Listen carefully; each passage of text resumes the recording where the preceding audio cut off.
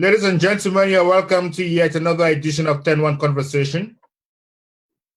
Over the last few weeks, the emergence and devastating effects of the coronavirus have proven humanity's weakness and unpreparedness to the unknown.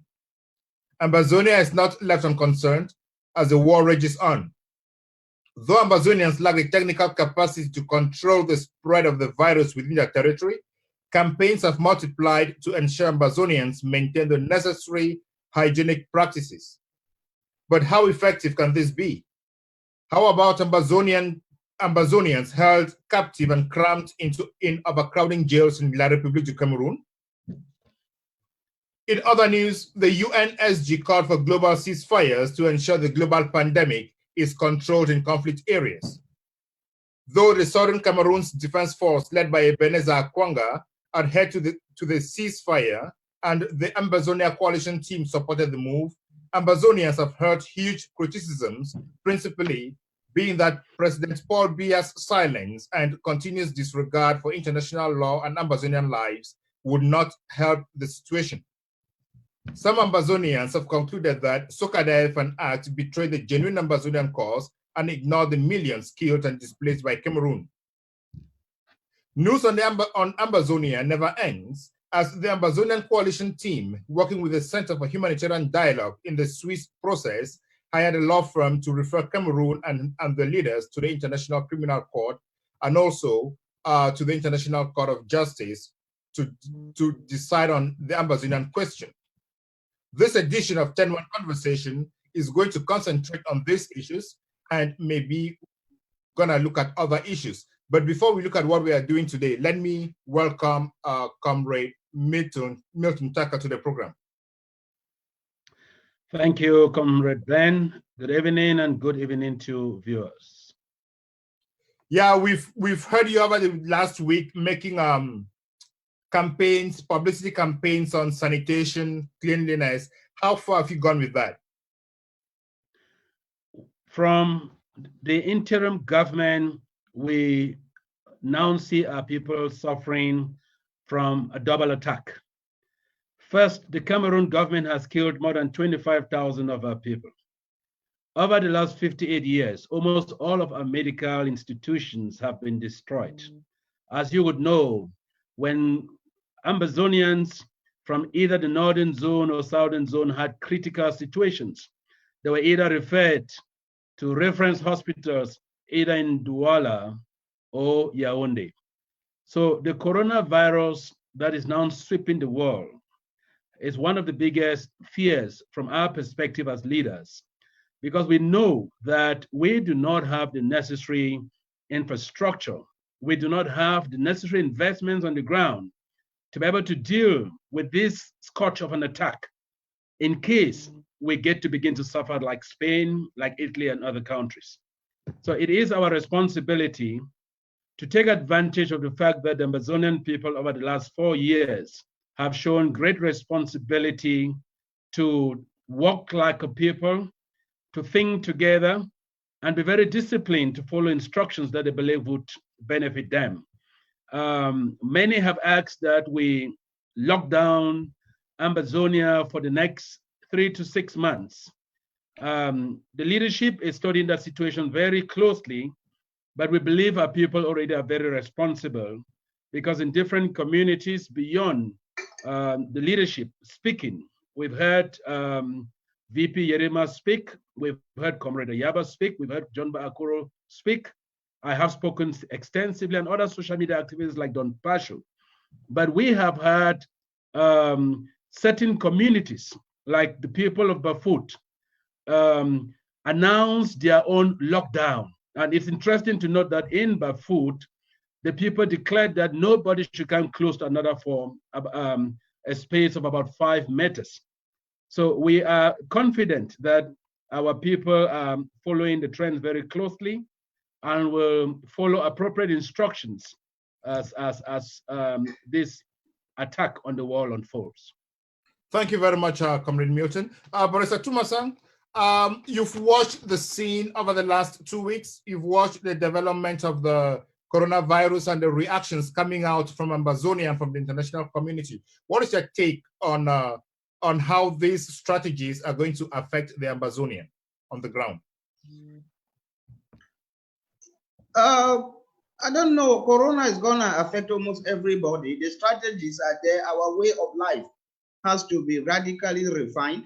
The social distancing and other measures, I think, is something which we have to try for every community in Ambazonia to have a buy-in. Because this issue, I don't think it can only be top-down.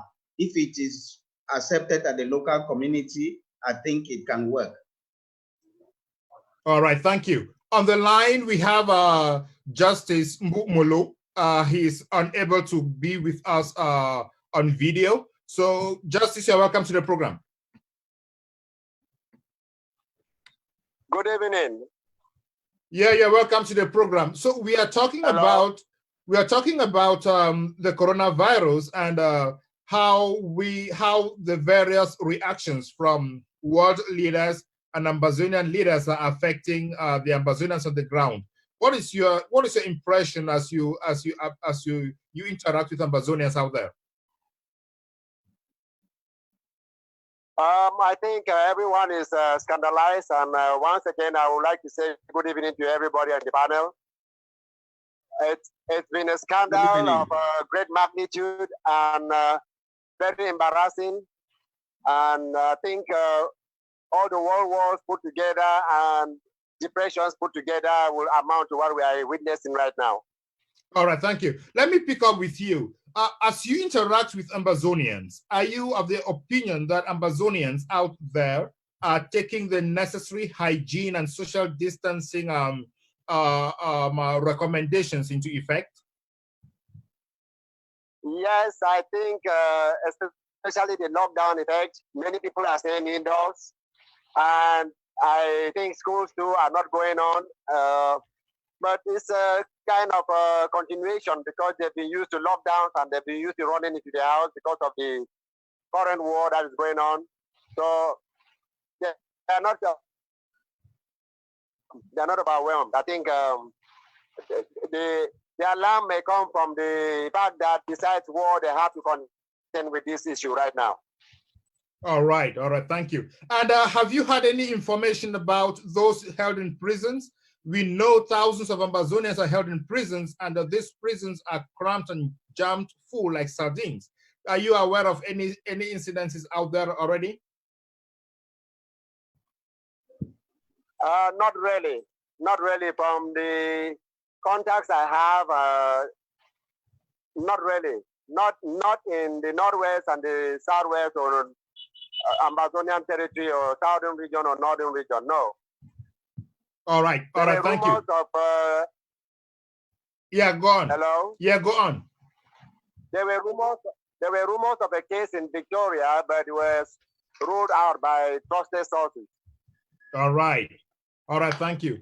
Okay, let me come back to the studio. Stay on the line. Let me come back to the studio. Comrade Milton, you have outlined some strategies that you've put in place and other leaders are putting in place. Have you had any feedback from the ground to ensure that these campaigns and these strategies are being respected? We have a communication strong room with consultants on the ground who give us live information on exactly what is happening. There is suspicion that there are 2 cases identified in the northern zone. The report we have is from a nurse named withheld who says that the information is credible, though the government is refusing it.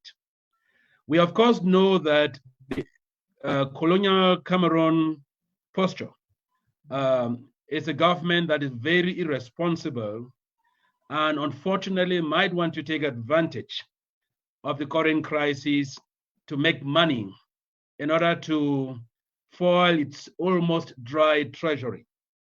So we are not leaving any stone unturned. While we believe that the situation has not gone to an alarming proportion, do take note that the British are now worried that their prime minister did not lock down the country early enough for the country to be able to arrest the attack of the coronavirus on the masses of its people. So it is our view that Ambazonians remember that we are on our own. Any Ambazonian who would like to pay attention to anything coming out of Yaoundé, including an announcement of the number of cases of coronavirus detected even in their own country, they are doing that at their own risk. The interim government has sent a call to Yaoundé, precisely to Mr. Paul Biya. We have asked him to release the leader of the Ambazonian Revolution, Sisiko Ayok Tabe, and every single Ambazonian political prisoner in their jails. And the reason is simple. Coronavirus doesn't know race, doesn't know color, doesn't know nationality. These fellow Ambazonians in their detention facilities are not criminals, are not guilty of any crime. And if for any reason, Mr. Paul Biya allows his warders to get infected or send people who are infected into the prison cells, and any Ambazonian in his keeping gets coronavirus and anything happens to them, we want to be heard and on record that we will hold Mr. Biya and the Cameroon government accountable. We're asking him to remember that when the UN Secretary General calls for ceasefire, it means him, Mr. Biya, who declared war on our people, must call for the ceasefire. Yes, Comrade Milton, we'll talk about the ceasefire in a moment. Let me pick up with Barrister Tumasang. Are you worried that Cameroon could use the coronavirus as an instrument, as a war strategy to fight or to contaminate Ambazonians, Barrister? Particularly in the prisons, if you look at Kondengi, the level of congestion is unbelievable. If they knowingly allow those people to be contaminated and they die, then it is nothing but biological warfare. They knew it was coming, they allowed it or suffered it to happen. So they are actually going to allow it to kill those people. There is no way Corona can enter those prisons and people will not die in their numbers. You cannot do social distancing in that prison. It cannot just work the way the prison is designed. Even if they cannot free the people, let them decongest them. Maybe hold them in smaller units in different facilities if they have, or allow the people to go. So it's social warfare. There have been rumors before in the past where people who are test positive to HIV have been transferred to Northwest and Southwest. So the issue of biological warfare has been used by that regime before in the past. So I don't understand how Corona will not be used to their advantage. Up till this point, Northwest and Southwest makes like 20 to 25% of that population. There is no testing machine for Corona in the Northwest and Southwest up till now. 2 cases in Southwest, they had to struggle to get them tested in Yaoundé. They are saying they were negative, there is negative, but we don't really know. So it is a dangerous situation. They will use it to their advantage. All right, thank you. Let me get Justice. Justice, are you still with us? Yes, I am. All right. In your interactions with the people, do you kind of get any recommendations the Ambazonians are making, like trying to tell the Ambazonian leadership to take certain strategies to make sure that this virus does not get entrenched in the Amazonian community back home? Oh, yes. Speaking of the Amazonian leadership, I would want to think that's a little questionable, but I would think that the people back home are aware. They've been watching TV, they've been receiving WhatsApp messages, and they are fully aware, especially of the citrus fruits, especially lemon, lime, bitter leaf, stuff like that. And there are other herbs back home that they're pretty much conversant with. But I would want to think that going back to the question you asked someone in the panel concerning whether Cameroon can use it as a war weapon, I would think that would be far-fetched. The situation on the ground, that especially that which caused war, I don't think that we can put all the blame on Cameroon, and I think that they are not that vicious to be able to go that route, especially given the current lawsuit that is threatening China. All right, thank you. This is the first time I'm hearing somebody being a little bit optimistic about the regime in Yaoundé. All right, that said, about the coronavirus and how Amazonians are handling it, let us look at the call by the UN Secretary General that there should be ceasefires around the world so that conflict-affected areas should have humanitarian and medical assistance to redeem or to salvage the situation of the people caught in war. In the Amazonian case, SOCADEF and the ACT have endorsed this call, but it seems to be raising a lot of eyebrows within the Amazonian community, home and abroad. Barrister Tumasan, why do you think there is this kind of midway, this kind of lukewarm appreciation of what happened, of SOCADEF's communique calling for a ceasefire? First of all, if you are defending, what are you calling a ceasefire for? The guy is attacking you, you are defending. We claim we are for self-defense. The guy who's defending, what does the meaning of your ceasefire if the guy who's attacking you has not defended? Secondly, there is no record that humanitarian aid meant for our people have been stocked on our borders. They've always passed. You have people in Kikunja, you have people in Bui. UN delegation, when they are coming, they call the local commander, allow them to pass. So we always know that UN people have been, for humanitarian, have been passing. So significance for calling a ceasefire in a situation where humanitarian aid has always passed anyway is insignificant. Thirdly, when you are calling a ceasefire, how do you too sure that after the ceasefire, you'll be capable of restarting the war if you have to start it again after some days? Fourth, the person calling the ceasefire, there's been a lot of statements out there that they've not fought any fight for the past 8 months. So they were actually, if it is true, I'm not there. I know they are mainly based in Mato and 1 or 2 places, but if it is true, therefore they were already in ceasefire anyway, and they are calling the ceasefire for their group. They are not calling for the whole of Amazonia. So now what? You're calling for that, your group, you want humanitarian aid to pass in your group. How about the other groups? Or you are calling and then you go and ask other people to call also. So it doesn't even make sense. And first of all, the UN said there should be humanitarian, there should be ceasefire. There are so many conflicts in the world. Are we the only ones listening to the UN? Have the Palestinians called for a ceasefire? Have other groups in the world called for a ceasefire? Why are we more brilliant than the world? I'll come back to this. I'll come back to talk with you on this question. Let me talk with Comrade Milton. Are you with us, Comrade Milton?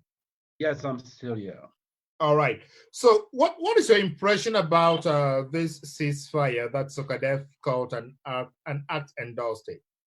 Is it timely? Is it reasonable? Let me say this. Comrade Ebenezer Akwanga is a key stakeholder in the revolution. And like Prof. Thomason said, there are lots of debates as to his Muslim stakeholder, but we do recognize him as a stakeholder.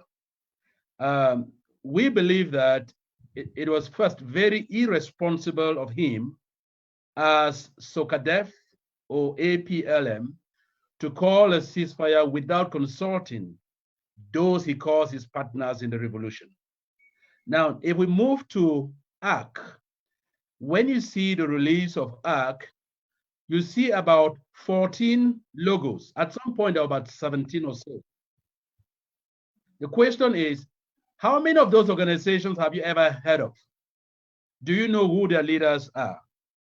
How many of them can you consciously say, 1, support our refugees, 2, support our IDPs, 3, support our leaders and our people in detention, 4, have made any contribution to our restoration forces?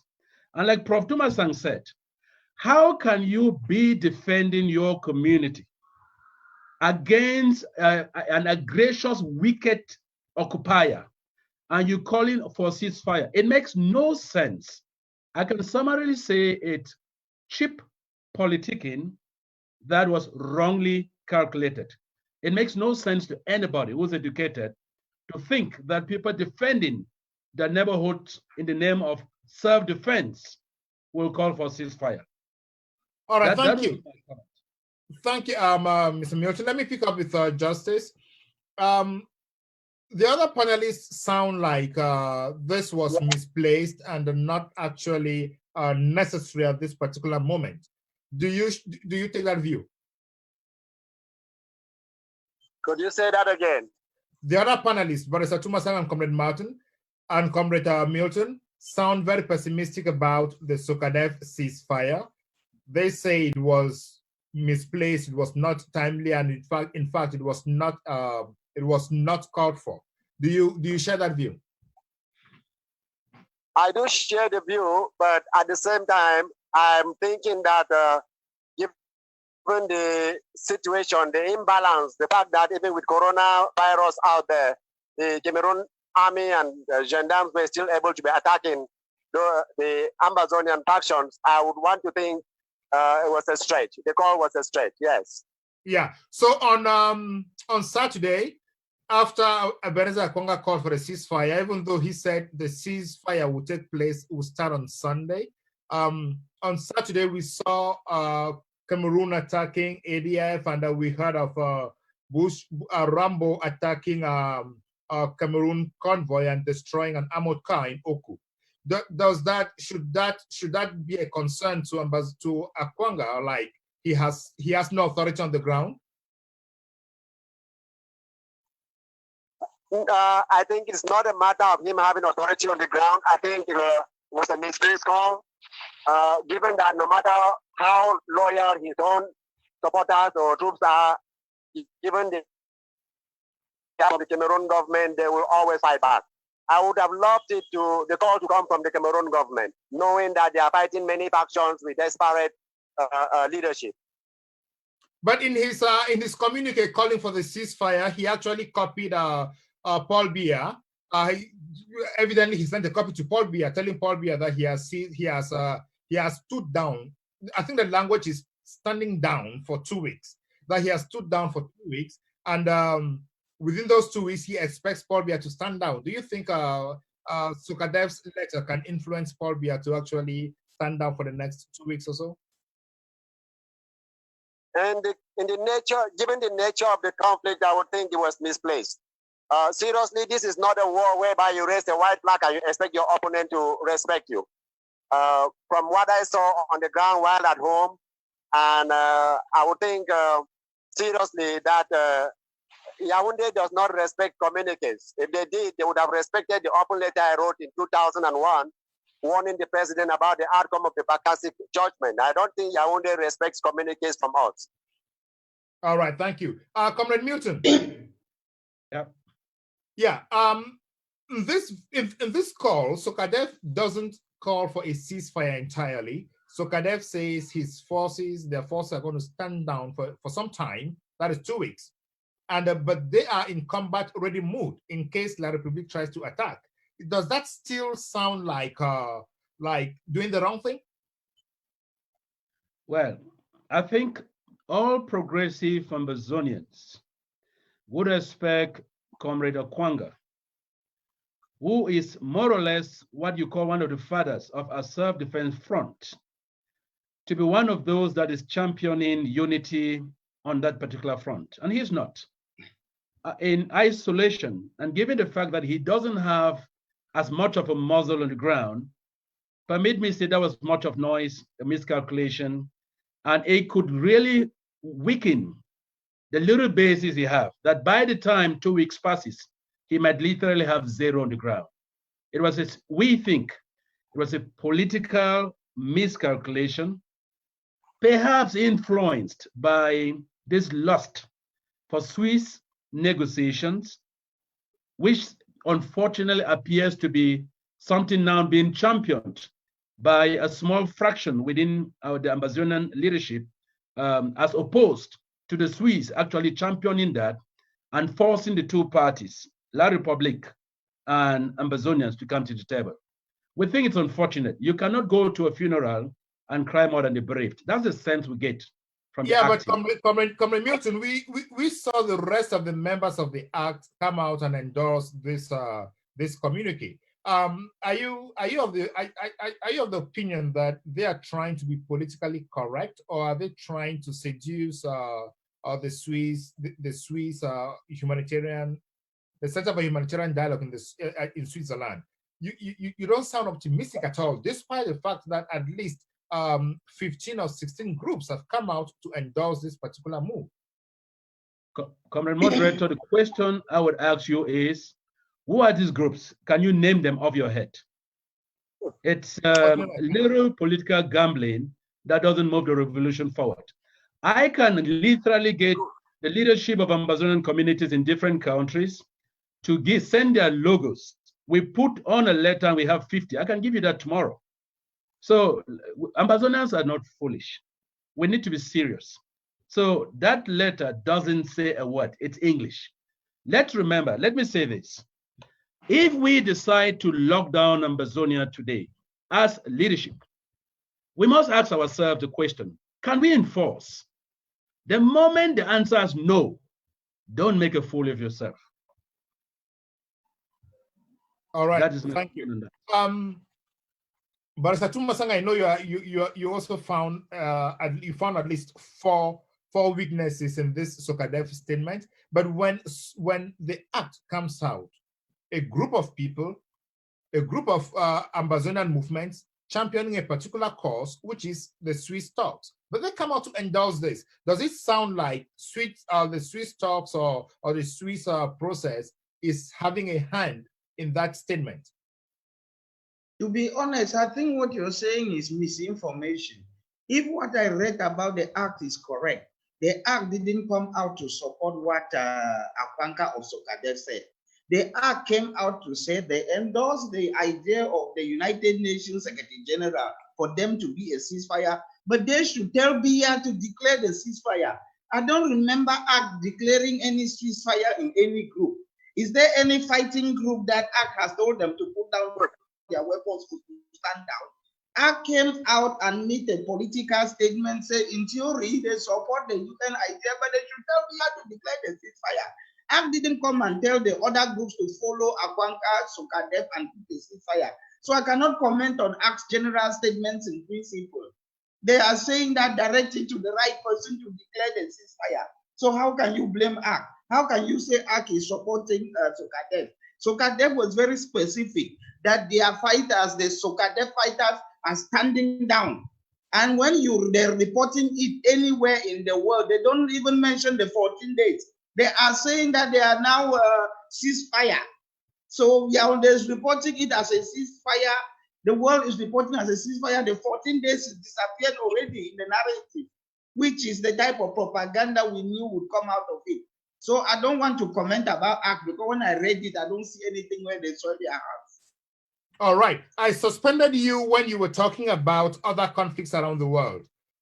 When the spokesperson of the UN Secretary General was commenting on this, he spoke about the Syrian conflict. He actually mentioned Syrian conflict, but when he was talking about this, about Cameroon, he said he expects other armed groups to stand down.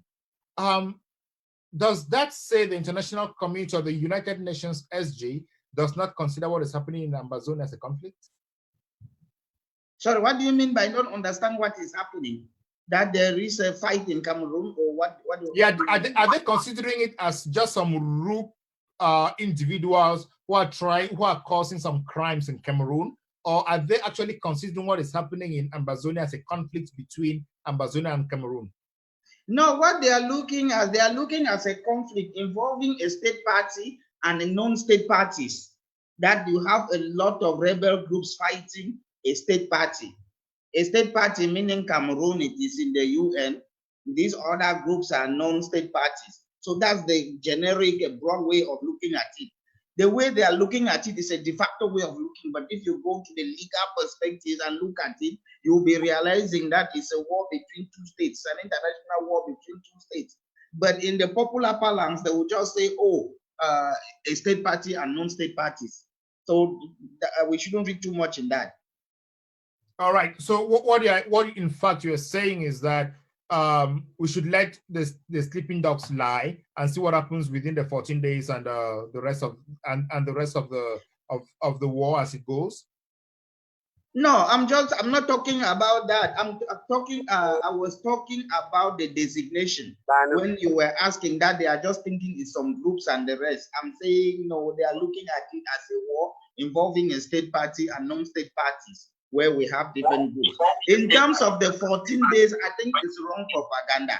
Just the concept going into the minds of our people that we are talking of a ceasefire alone is enough to discourage a lot of people. It's enough to even make some people start doubting whether we want to continue or we are tired.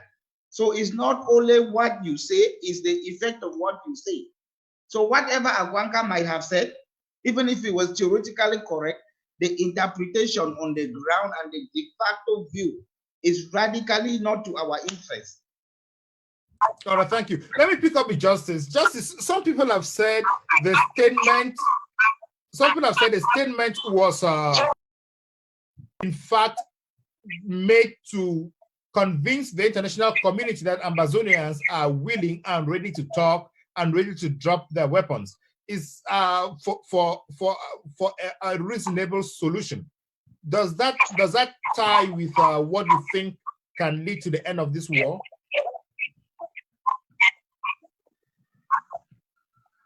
I hope you're referring to the statement by the UN Secretary General. Is that so? No. Some people have read. Hello. Hello, are you with us? Hello, Justice. Can you hear me? I can hear you. Okay. Some people have read Sokadev's statement to mean Sokadev is actually showing to the world that Ambazonians are ready to stand down, respect international law, respect humanitarian law, and also stand down to show to the world that that Ambazonians are ready to talk, and they are ready to talk to a solution that can end this war and lead to sustainable peace. Is that something Ambazonians can champion as justification for Sokadev's statement? Yeah, I don't think that it would be wise to read into Dr. Akwanga's appeal as such, because we have always been law-abiding. In this regard, we may equally be exposing ourselves to ridicule, in the sense that it will show that if we were law-abiding, why didn't we embrace the law in 2016 and we went the conflict model? I want to think it's a matter of interpretation, quite all right, but at the same time, it may appear as if we are giving in. It looks like a setback to us. Like I said, the appeal or the letter from Akwanga Ebenezer was a stretch, and I still believe that if we want to follow the rule of law, then we should have embraced the rule of law from the onset, especially the Lagos Agreement and the leadership of His Royal Highness Tongodi Dinka and the Republic of Ambazonia, the original Ambazonia. All right, thank you. Let me follow up with you. Now, Paul Biya is silent since the beginning of this war. He's not taking any kind of strategies, or he's not saying anything about this war to make to kind of convince any person that he is looking at non-military strategies. What in your opinion should the Ambazonian leadership be thinking at this material moment when the coronavirus is attacking people irrespective of class and status? I take it that's for Justice Mbu, right? Yes, that's for you. Thank you. I would want to think that every leader will be thinking about unity. The kind of disparate group that we have is replica to the war in Syria, but that of Syria has less factions, maybe more factions, but a lot more organized. And they have more international funding and can withstand big armies. But I want to think, given our situation and that we were caught up quite unprepared, we should be talking about unity. If Akwanga Ebenezer, for instance, made a release calling on all groups to rally around so that they can rethink a strategy of a leadership and also to abide by rule of law. I would think that's when the UN can take us seriously. All right, thank you. Talking about unity and talking about bringing the various factions together, Comrade Milton. Yes. Yeah, is that something that is workable and doable under the present dispensation? Let me just revisit the question of, was Ebenezer Kwanga's statement a signal to the international community that the people of Amazonia are ready for dialogue, for negotiations, are ready to end the war? I want us to have it on record that the people of Amazonia over the last 4 years have been eloquent that we are ready for any form of negotiation between our two countries that addresses the root causes of our problem. And given the fact that I have been part of lots of diplomatic work, the international community knows that. They know we are ready for negotiations. Our comrades on the other side, and preferably specifically in ARC, should have it on record that the interim government under Sisiko Ayoktabe, headed by Comrade Daphne Yerima, has never been against negotiations with Switzerland. We have never been against negotiations with Switzerland. On the contrary, we have put specific conditions to HD and the Switzerland government that are standard conditions for negotiations. Because we know that negotiations are very rough, guiding business. If you get into them and you're not prepared, before you notice, we will be in Fumbantu. So it is our wish that our comrades understand that the 3 demands we put forth in 2017, 1, ready for negotiation out of Cameroon on a neutral territory with neutral mediators. 2, the unconditional release of all Amazonian political detainees, beginning with the president. 3, the withdrawal of La Republique's military from our country. So it should be clear. We are not against Swiss, but we are saying, let us not go to Swiss with closed eyes. We don't want a second Fumban, and it's never going to happen. Now, can Amazonians unite? Yes, we can unite. We can unite if the leadership, I'm not talking of our people, because I feel for our people. I feel for the pain of our people. Over the last 4 years, we've lost about 25,000 people. The statistics is mixed again because a lot of it is on record, unreported. La Republique has burnt down about 500 villages. We have almost 200,000 people in Nigeria. We have more than 1.5 million refugees scattered everywhere. About 2.5% of our population literally is displaced. So a normal, honest Amazonian will carry on a daily basis a lot of pain, will sleep with a lot of pain, will wake up with a lot of pain. The question of us fighting each other makes no sense. It's like dividing an elephant when we are still dreaming to catch it. So this is my appeal. And of course, I speak as one of those that was chosen as a servant to our people. Let our leadership put down, permit me use it in very respectfully, their little egos. Let us focus on unity of purpose. We all say we are fighting to free Amazonia. What stops us from getting into a house and putting these differences aside? You want to permit me talk for Comrade Daphne Yerima, who's my leader, and Sisiko Ayoktabe. We will be ready to sit down with any Amazonian who has not been compromised. If well-meaning Amazonians call for any unity, Comrade Milton. Yes. Don't you think when you start categorizing Amazonians as compromised and uncompromised, it then frustrates any attempt at sitting down to talk together? Well, we do have solid evidence that some Amazonians have been seriously infiltrated. And you cannot sit down with the same infiltrator when you have their report card with you. We have solid evidence.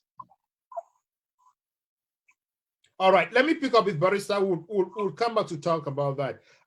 Barrister, Comrade Milton and Comrade Justice have raised issues about collaboration and unity. Is that practical as it stands in the Amazonian Revolution? To be honest, the difference is so entrenched that unity, I don't think is possible. But collaboration is very feasible. We should not try to spend more effort in unity. We spend effort over the years, a waste of time. But we should spend effort in collaborating. The identities of these groups, their leadership, their aspirations, let them be intact. But we now collaborate because we have an ultimate goal, which is the same for across the board. So they can collaborate, but forget about unity, waste of time to be putting more energy and resources into that. But the groups can collaborate if they want. That is my own view of it. All right, thank you. Comrade Justice, Mbu. If you allow me to come in, I want to qualify the statement I made based on what Professor just indicated. So when I talk of unity of purpose, I'm saying collaboration, to be very specific. And I agree 100% with Professor Tumasang that the lines are so deep. But you have, even within us, lots of tensions with groups that remain focused and genuine in the liberation of our country. So clearly, we can collaborate when there's that unity of purpose. We have a common goal. And a classic example was the last La République de Cameroon foreign elections in our country. You could see that all the groups spoke the same message: no elections. I hear them.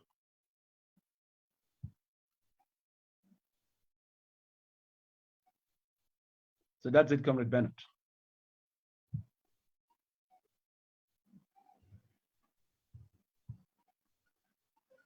Okay, it looks like Comrade Bennett has connection from where he is. It seems as if we lost him somewhere. Yeah, it looks like we lost him. Maybe you can continue talking while he comes back. Correct, Prof. No, thanks.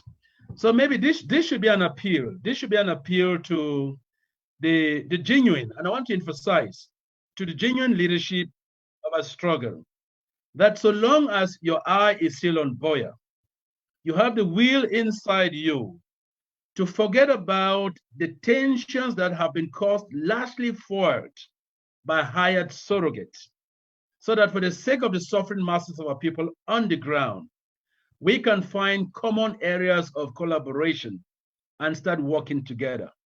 A classic example is in 2017, there were lots of tensions between Comrade Yaba and the AGC as against Sisiko and the IG. But we all know that we have been working together for quite some months. So collaboration indeed can happen. Prof, I don't know what you think. Yeah, no, I believe collaboration is very feasible and can happen, and it's actually happening between some groups, to be honest. Unity, we should not be wasting too much effort and resources in that.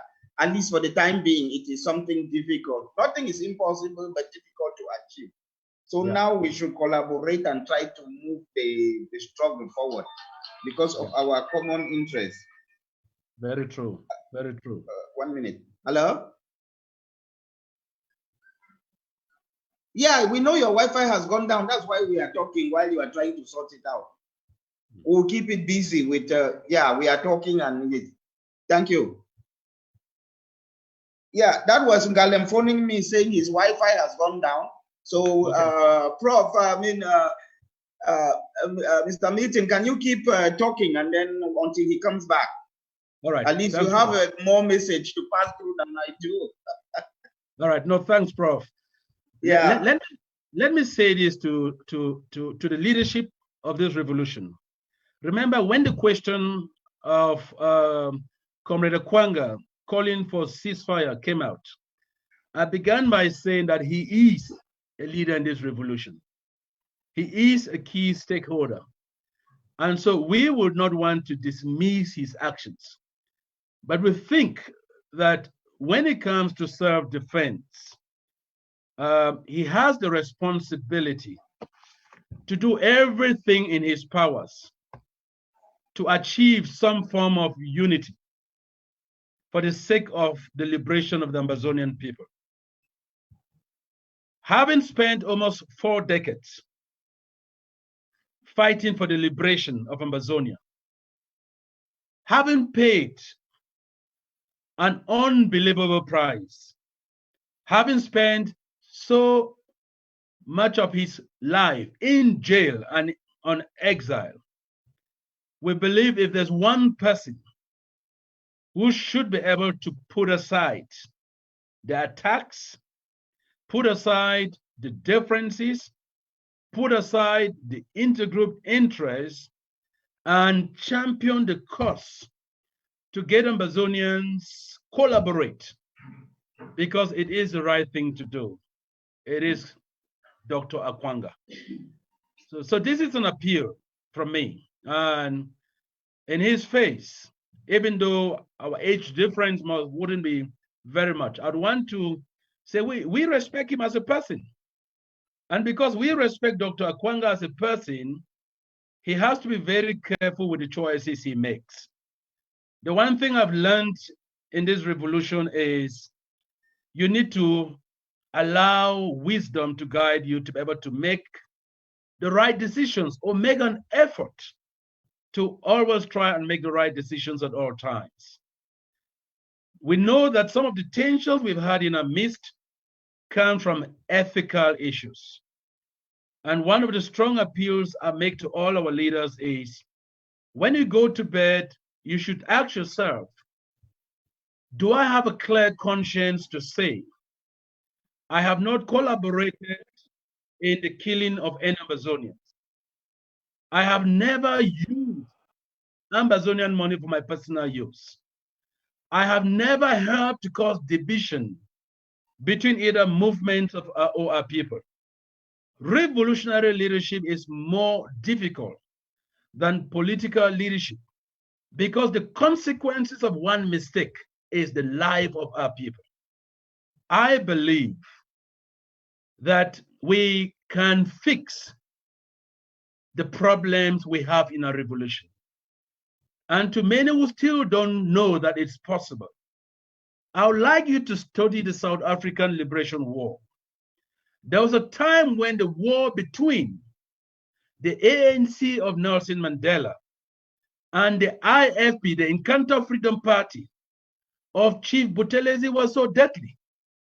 I wouldn't get into the polemics of what really happened, but I want to emphasize that every time you have these tensions, there is a third force, and that third force is external. So it is important that all our people know that our war has lots of external interest parties. They don't come there to support us. They don't talk to you, supporting you in order to lift you and your people up. Most of the times, if you're not careful, they talk to you to control you, to use you and destroy our revolution. So we need to be very watchful. We want to welcome our moderator back in the studio. Comrade Ben, you're welcome. Yeah, thank you very much for having me back. Due to technical reasons, my internet went down, so I was out of network. Thank you for keeping the program running. Let me pick up with Barrister Tumasang. Are you with us, Barrister? Yeah, I'm here. Okay, good. So now we are talking about negotiations, about the Swiss process, which is entirely about dialogue, negotiations whatsoever. And then, on the other hand, we are recruiting a law firm to run litigation running parallel with negotiation. How how does that suit the situation? How is that going to facilitate the independence of Amazonia? No, mediation is different from litigation. Even in the corporate world, people have gone to mediation when they are in court.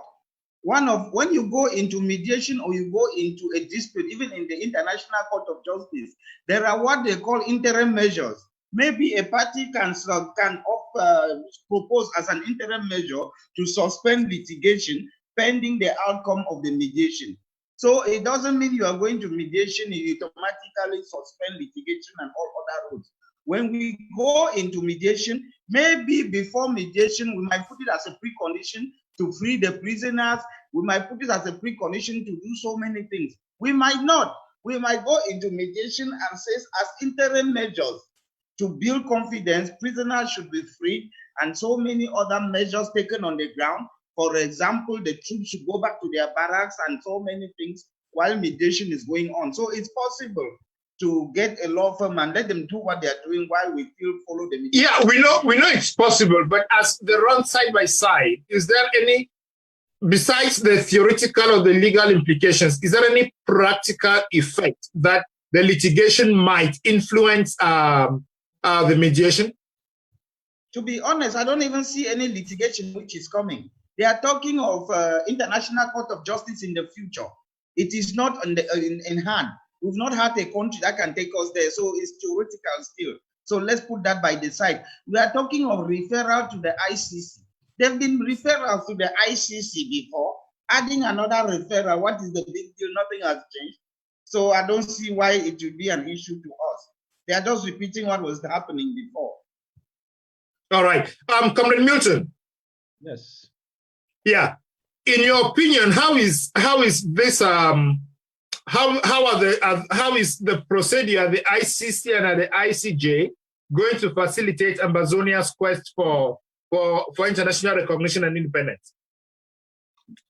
When the first conclave was held in Nigeria, we being very young revolutionaries in class 1 then, were told that there were 3 vehicles that would help liberate our people: self-defense, diplomacy, and legal.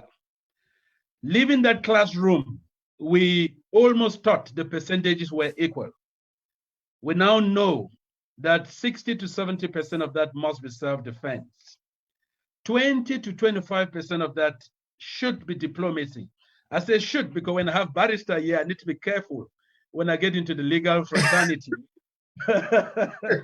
and 5, not more than 10% should be litigation, because litigation is not like a pregnant woman. It is actually like a dam that requires rainwater to fill it. It really takes very long, and I think that's why barristers are saying, for now, that's too theoretical. Let us raise money and support this revolution from the ground. That is what would get the international community to remind Biya that this is an unwinnable war. Let us equally remember that the war keeps dragging on because Mr. Biya's generals have given him a number of deadlines that will be victory deadlines. But for them, this is commercial time. They're making billions. The only way we can stop them from making billions is getting our boys equipped enough to stop them from invading our communities. That would be my opinion. What do you put in the 70% you're putting in self-defense, and then in the 10% or 20% you're putting in diplomacy? What are the ingredients you want to see in this? Well, when it comes to self-defense, the division in this struggle has hurt us so badly. We need to be able to raise enough money to equip these patriotic volunteers on the ground to defend our communities to a point where the international community now believes that we can be better business partners, if you understand exactly what I mean. And the moment we get to I'm not a diplomat, so I'll not understand what you mean until you tell me what you mean.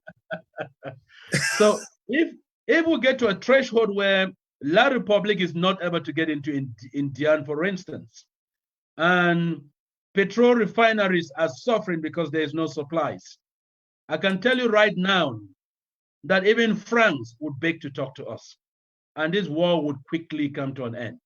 We should not be fooled by a lot of social media generals on WhatsApp, on Facebook, and so on. We will liberate Amazonia on the ground. And that is why we take our people on the ground very seriously. At any time you hear us make a pronouncement, I can assure you, we ensure that the different communities we have on the ground have talked with our people and advised us. There is lots of mixed messages as we speak as to whether we should lock down ground zero or just give a conscience call, given our people have practiced locking down enough and can behave themselves. So at any time you hear us make a pronouncement, we want to be sure that it doesn't inflict pain to our people. It is not imposed at the top. We are literally speaking the voices of our people. All right, thank you. Barrister, I want to piggyback to the issue of collaboration, unity of purpose, or irrespective of how you people put it. But my question is going to be, can you kind of advise the kind of strategies that need to be done? Because the divide, as you rightly identified, is so deep. What are the kind of strategies that need to be put in place to kind of let these factions that are not talking to each other start even looking at each other, not even talking to them yet, but just looking at them with some eye as to say, I know you are handsome, but I say you are ugly, but now, okay, let me see, your nose is beautiful. What can we do to lead to that kind of a strategy? To be honest, when they talk of collaboration, it starts by talking. If people cannot even communicate, then what collaboration are we talking about? It should be together. It's a matter of unity of purpose. If you want to declare a lockdown, talk to the other guys and say, I'm trying to declare this lockdown by this date. Can we at least agree this date or that? People more talk in some things. Don't nobody knows. They are not talking. Yeah, but they have to talk. What is there? How do we get them to talk? Do you have any proposals? About getting them to talk is contact. Now, these guys, they are talking. If you see Chris Anno phones Ayaba, and they talk in a way. I've seen it on this show. So these guys are talking. So on the other side, Milton is talking with Ayaba. So Chris talking with Ayaba is the same like talking with Milton and the other group. There is some talking going on. Particularly the generals on the ground, they are talking. These guys, the generals on the ground don't even have a problem. They force them sometimes with problems from abroad. I heard the commando is going to Kugwe with 100 fighters to go and see what ADF is doing there. Commando was doing his own business. The pressure is coming from abroad to gather a force to go now and challenge ADF in Kugwe. So these things, there is communication on the ground, but people are fighting from abroad and forcing it onto it. There's talking. I think there is talking. So I cannot say they are not talking. No, they are talking. They might not be agreeing with the talk. Comrade Milton, do you share Barrister's view? I know you are one of those who are supposed to be talking, but do you share Barrister's view? Are you talking? Well, no, I think Barrister's right. Chris, Anu, and myself do talk. We don't talk frequently, but we do talk. So if Chris, Anu, and myself can talk, if we can share WhatsApp messages, what stops the leadership to get all of us inside a Zoom forum, inside a meeting, and focus on the people? It is possible. The problem is some people's egos gone just so far. I need the elders. The elders of this revolution need to sit up. For me, Barrister, that's one of my biggest cry. The house cannot be burning and the elders of the village disappear. The elders need to come out of the hiding place. We do understand that at some point they were so badly blackmailed that they got so scared. If I put out my head, I'll be called an enabler, I'll be called a compromise or whatever. But a father's a father. Our fathers have disappeared. Maybe they need to come out of the hiding places. Then one conversation is ready to bring these fathers back, talk with them, and see how the revolution goes back on track. This platform was set up to bring everybody to talk here. We don't look at your color. We don't look at your group. We don't look at the size of your head. We don't look at the church you go to. We look at your purpose. It's your purpose, the liberation and the freedom of the people of Amazonia. If that is your mission, then this is where you should come. We can talk and we can develop strategies to salvage the people who are suffering on ground zero. I hope those who are responsible are listening to this my call. We can talk here. Please come. I will start calling all of you immediately after this call. We will start talking. Comrade Milton, please tell me what you need to come on this program and talk. Tell me. I'll hook up with you after this for that. Okay, ladies and gentlemen, we should be rounding up the program. Barrister, do you have any last words for the people of Amazonia as we round up this program for today? The only last word I can say is this corona issue is real, is live, and it is deadly. So people on the ground should not neglect the advice that medics, the advice that the World Health Organization and everybody is giving. There should be social distancing. I've seen pictures where people are still overcrowded in buses. I've seen pictures where people are full in occasions. It should not be like that. People should start keeping distance between one another. If you go to take a bus or whatever, if it's overcrowded, don't enter. Try to look for a situation. You cannot be so crowded in a bus. Those things are not happening. Even some buildings now, we had lifts which were to take 10 people. They are now insisting that only 4 people can enter, so that at least there should be a meter between people. So even the white man is taking so much measures. How about you in Africa, where we don't even have the resources? Please, that's my advice to everyone. Take this serious, do something about it, and stay safe. All right, thank you. Comrade Milton, do you have any last word for our viewers today? Yes, thanks for inviting us on the platform. To fellow Amazonians across the globe, to Amazonians in the detention facilities, to Amazonians as IDP scattered all over La République du Cameroon and inside Amazonia, to Amazonian refugees, and particularly to all our people on ground zero. We want you to hear this from us. This coronavirus is very deadly. It is real. It is killing like chickens. 3 days ago in Italy, 999 people died in one day. On the same day, 54 doctors died.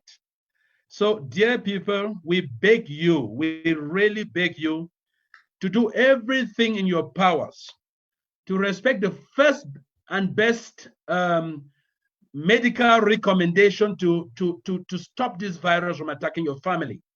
And that's what Barrister Tumasang said. It is social distancing. Stay at home. Stay at home. And while at home, you need to practice good hygiene. We want to thank the Southern Cameroon's Women's Cowl, who have sent sanitizers to our detainees in the prisons in Boya, Bafoussam, Douala, in Kondenge, in the principal prison, and so on. We want to ask all Amazonians to wash their hands every time you touch a plate, a spoon, you open a door, you touch a table. Wash your hands and use a sanitizer. Our HSS, the department responsible, is putting out a lot of communications. Our doctors are doing the same. The moment you feel you're having a suspicious cough, cold, or what we call catarrh, flu, you're feeling feverish, please see a doctor. We do not want to lose any Amazonian out of ignorance. We encourage all Amazonians to remember our #1 principle: all for one, one for all. The moment you get information that can save a life, make sure you circulate that on all platforms. Information is powerful and will save our people. I want to thank you for listening. Comrade Ben, thank you so much for inviting us on your platform. And thank you again.